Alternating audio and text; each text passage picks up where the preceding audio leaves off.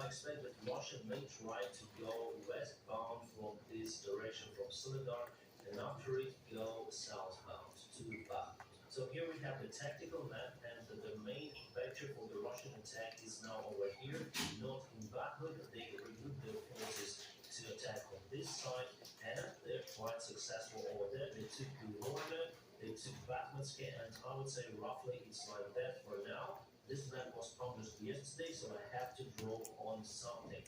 And also we have just one single battalion from the Ukrainian forces that was responsible to protect this territory and still responsible for the Solidar. And that's why Russia decided, okay, Ukraine has many of the forces in Bakhmut and suburbs, so it's better to change for attack from the north direction.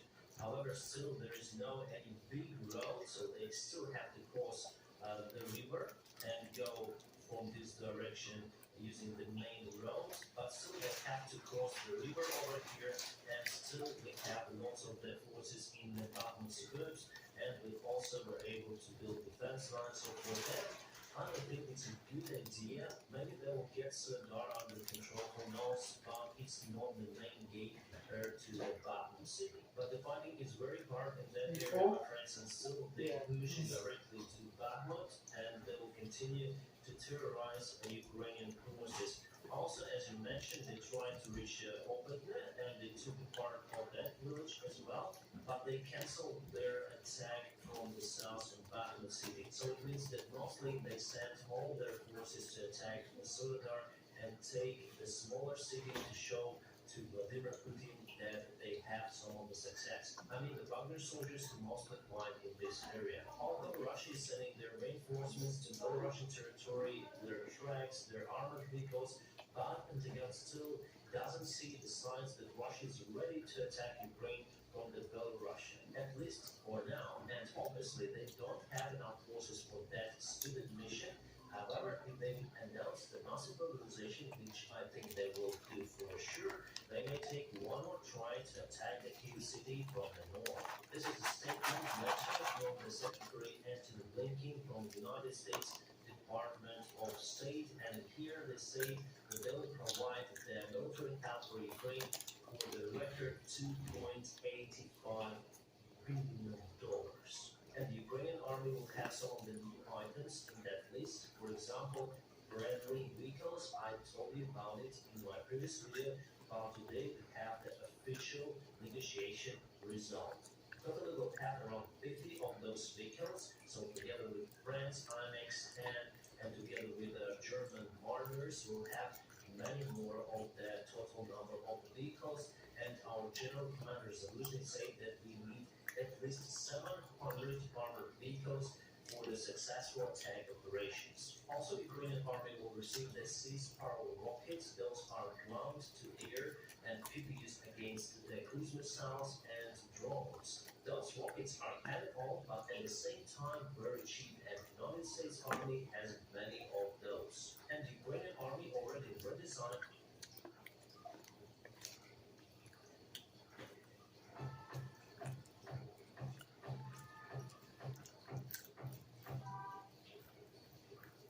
Welcome to Current Affairs. The war in Ukraine escalates with the new year, and the fronts are getting warmer.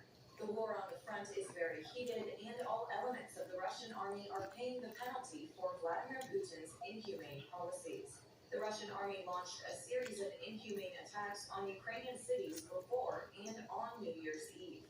However, the Ukrainian army was not weak enough for the Russians to intimidate, and responded by crushing the Russian army completely at the front. The nominal results of the great Ukrainian counteroffensive have thrown all elements of the Russian army into a great hell.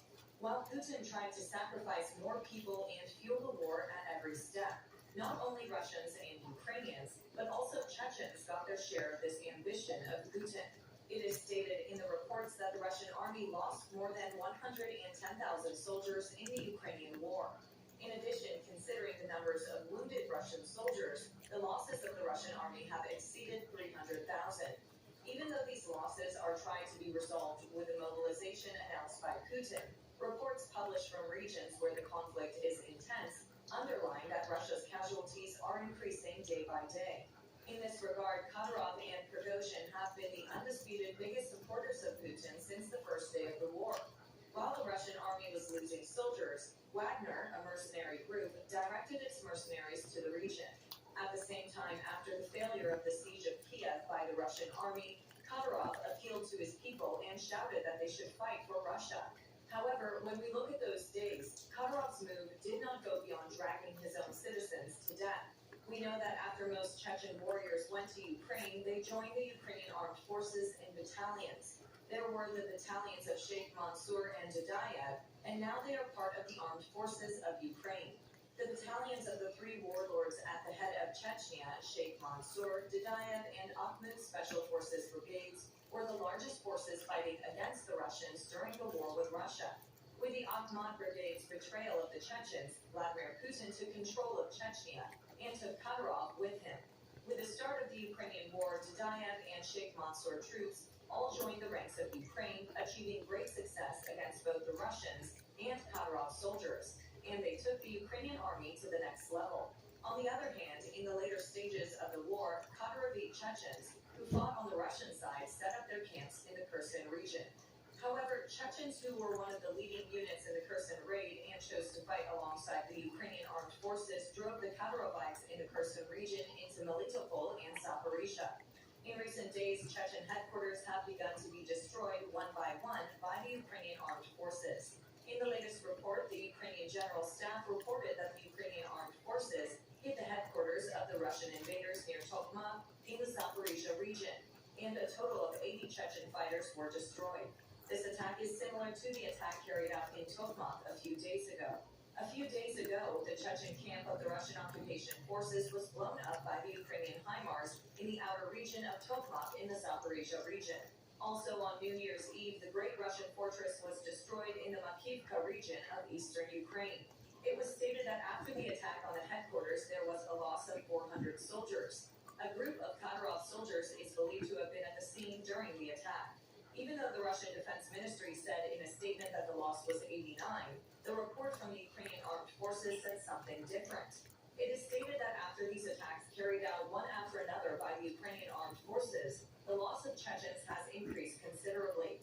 Recently, the leader of Chechnya, Kadyrov, made a similar statement and admitted that the Chechen casualties in Ukraine have been very serious. The Russian army suffers heavy losses not only in Zaporizhia, by being exposed to base attacks in this way. However, the Russian Ministry of Defense has excuses in this regard. The Russian information state continues to cover the official responses to the HIMARS attack by Ukraine on a Russian basis. Problems in the Russian military apparatus. The Russian Ministry of Defense issued an official response to the strike on January 4th, attributing it to the presence of mobile phones within range of enemy weapon systems and their mass use by personnel in violation of prohibitions. The Russian Ministry of Defense also claimed that the death toll in the attack was 89, including the deputy regimental commander, Lieutenant Colonel Bashir. The open attempt by the Russian Ministry of Defense to Don't eat all the locate fries. individually mobilized Save one. soldiers, as the Russian Ministry of You Defense sure? predicted was likely You don't even have no money now over there. And you're a cat. 这个我们爱个可不那个，俺这个。我去看，我得我到包啊， Oh yeah, you know. 到包了，到这一包包，到去包了，这一包包，我就洗。我这我老是过了，吃那么那。I don't want to do. I'm just going to. 这个我得刚包在一个的在一个，他一到他就讲了，哦，你那个这个我是。 Some of y'all, that's why folks, 我有被专场的事情，每次不过个人，不过个人场上很快，问题都按你问題就 I know you like that. I should never be like that. I know 頭個什麼都補啦，我頭個什麼都補啦。 You will not get it, you know. Onde abbiamo che mandò? Oh, tempo mo ko tun sa ko la man. You did it? You spend Oh, money put to it. make it. Tutta quindi Ah, cái chum ko, ko pe po ki ko. No, I want more. She a paper. I'm not giving you the whole You ain't thing getting- check. No, you're not getting that because she got that got to she all the stuff you just don't remember. 佢是頭一個啦。Có rồi đó, hỗ trợ cái thau, check là cái thau. You know, của hai nó có phải chỉ khởi phân nhiệt kìa. I don't want to, you just stress me out, don't. Nó xin lúc nó một có. You don't want to go back to, but you're in your house.